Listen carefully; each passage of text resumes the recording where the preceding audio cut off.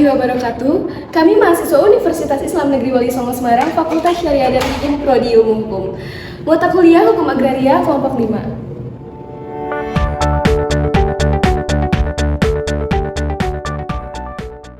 Video ini dibuat untuk memenuhi tugas mata kuliah Hukum Agraria dengan dosen Ibu Tri Nurhayati MH.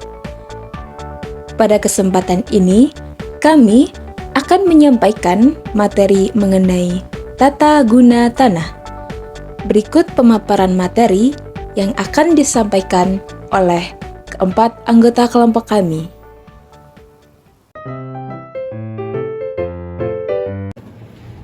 Tata guna tanah adalah usaha untuk menata proyek-proyek pembangunan baik yang diprakarsa oleh pemerintah maupun yang tumbuh dengan prakarsa dan swadaya masyarakat yang sesuai dengan daftar skala prioritas, sehingga di satu pihak tercipta tertib penggunaan tanah dan juga di pihak lain menghormati sesuai dengan penggunaan perundang-undangan dasar yang berlaku.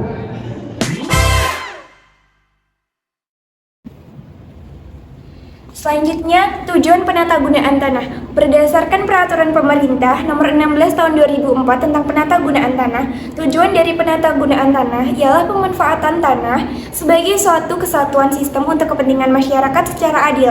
Nah, untuk tujuan penatagunaan tanah secara rinci akan saya jelaskan berikut. Secara rinci, penatagunaan tanah bertujuan untuk yang pertama, mengatur penguasaan, penggunaan, dan pemanfaatan tanah bagi berbagai kebutuhan agar dapat digunakan sesuai dengan fungsinya. Yang kedua, mewujudkan tertib pertanahan yang meliputi penguasaan, penggunaan, dan pemanfaatan tanah, serta pengendalian pemanfaatan tanah. Yang ketiga, menjamin kepastian hukum untuk memanfaatkan tanah bagi masyarakat yang mempunyai hubungan hukum dengan tanah. Selanjutnya ada landasan hukum penatagunaan tanah. Yang pertama, ada Undang-Undang Dasar 1945, yaitu pasal 33 ayat 3 yang menentukan bumi, air, dan kekayaan alam yang terkandung di dalamnya dikuasai oleh negara dan digunakan sebesar-besarnya untuk kemakmuran rakyat. Yang kedua, ada UU-PA pasal 14 ayat 1 yang menentukan bahwa pemerintah diberikan kewenangan membuat suatu rencana umum mengenai persediaan, peruntukan, dan penggunaan bumi, air, dan ruang angkasa, serta kekayaan alam yang terkandung di dalamnya. Yang ketiga, Undang-Undang Nomor 26 Tahun 2007 tentang Penatagunaan Ruang. Yang keempat, ada Peraturan Pemerintah Nomor 16 Tahun 2004 tentang Penatagunaan Tanah. Untuk selanjutnya, saya akan menjelaskan mengenai asas-asas tata guna tanah. Asas-asas tata guna tanah di Indonesia tertuang dalam pasal 2 dan 3 Peraturan Perundang-Undangan Nomor 16 Tahun 2004 yang meliputi, yaitu yang pertama adalah asas keterpaduan, yang kedua adalah keberdayaan gunaan dan keberhasilan guna, yang ketiga adalah serasi, selaras, dan seimbang, yang keempat adalah keberlanjutan, yang kelima adalah asas keterbukaan atau transparansi, dan yang terakhir adalah persamaan, keadilan, dan perlindungan hukum. Nah, lalu kemudian sebelum Peraturan Perundangan Nomor 16 Tahun 2004 itu dibentuk, belum ada peraturan secara rinci membahas mengenai tata guna tanah tersebut di Indonesia. Namun dalam literatur hukum agraria, di situ dikelompokkan menjadi dua, yaitu asas-asas tata guna tanah di pedesaan dan satu lagi asas-asas tata guna tanah di daerah perkotaan. Nah, untuk penjelasan selengkapnya akan dijabarkan sebagai berikut. Asas tata guna tanah. Asas tata guna tanah tertuang dalam pasal 2 dan pasal 3 Peraturan Perundang-Undangan Nomor 16 Tahun 2004. Disebutkan asas dari tata guna tanah yang meliputi yang pertama adalah keterpaduan, adalah bahwa penatagunaan tanah dilakukan untuk mengharmonisasikan penguasaan, penggunaan, dan pemanfaatan tanah. Kedua, berdaya guna dan berhasil guna. Maksud dari asas tersebut adalah penatagunaan tanah harus dapat mewujudkan peningkatan nilai tanah itu sendiri yang sesuai dengan fungsi ruang. Kemudian, poin ketiga adalah serasi, selaras, dan seimbang. Adalah bahwa penatagunaan tanah menjamin terwujudnya keserasian, keselarasan, dan keseimbangan antara hak dan kewajiban masing-masing pemegang hak atas tanah, sehingga dapat minimalkan benturan kepentingan antara penggunaan dan atau pemanfaatan tanah. Lalu di poin keempat adalah berkelanjutan. Maksud dari poin tersebut adalah agar penatagunaan tanah menjamin kelestarian fungsi tanah demi memperhatikan kepentingan antar generasi. Jadi anak-anak generasi selanjutnya atau keturunan kita masih bisa menikmati fungsi dari tata guna tanah tersebut. Kemudian poin kelima adalah keterbukaan. Nah, apa maksud dari keterbukaan ini? Artinya bahwa penatagunaan tanah dapat diketahui oleh seluruh lapisan masyarakat atau bisa disebut juga dengan transparansi. Kemudian poin terakhir adalah persamaan, keadilan, dan perlindungan hukum. Di sini dimaksudkan agar dalam penatagunaan tanah tidak ada diskriminasi, sehingga ada perlindungan hukum dan dalam menggunakan dan memanfaatkan tanah. Kemudian sebelum peraturan Undang-Undangan Nomor 16 Tahun 2004 itu dibentuk atau dikeluarkan, nah di Indonesia sendiri belum ada peraturan yang mengatur secara terperinci tentang tata guna tanah. Tetapi dalam literatur hukum agraria dikenal asas-asas tata guna tanah. Nah, asas-asas tata guna tanah sendiri itu dibedakan dalam dua kelompok sebelum adanya peraturan perundang-undangan tersebut, yaitu asas tata guna tanah untuk daerah pedesaan dan asas tata guna tanah untuk daerah perkotaan. Perbedaan tersebut didasarkan pada adanya perbedaan titik berat penggunaan tanah antara keduanya. Penggunaan tanah di daerah pedesaan dititik beratkan pada usaha-usaha pertanian, sedangkan di daerah perkotaan lebih ke dititik beratkan pada usaha-usaha non pertanian seperti pemukiman, perkantoran, perindustrian, dan lain-lain.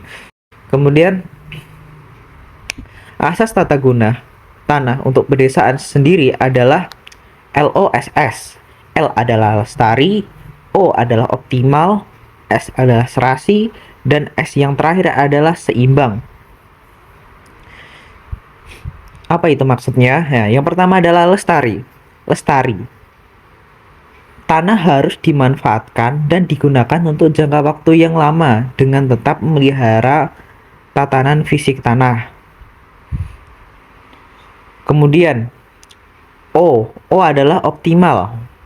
Pemanfaatan tanah harus dapat mendatangkan hasil atau keuntungan ekonomis tinggi-tingginya dengan memperhatikan kesesuaian dengan jenis kegiatan yang akan dilaksanakan dan kemampuan fisik tanah. Dan S, serasi dan seimbang, SS. Suatu ruang harus dapat menampung berbagai kepentingan, baik perorangan, masyarakat, maupun negara, sehingga dapat dihindari adanya benturan kepentingan dan konflik dalam penggunaan tanah. Lalu kemudian, asas tata guna tanah untuk daerah perkotaan adalah atlas. A adalah aman, T adalah tertib, L adalah lancar, dan S adalah sehat. Nah, apakah itu? A adalah aman. Aman di sini bermaksud mencakup aman dari bahaya kebakaran, tindak kejahatan, bahaya banjir, kecelakaan lalu lintas, dan aman dari ketunakaryaan. Kemudian T adalah tertib.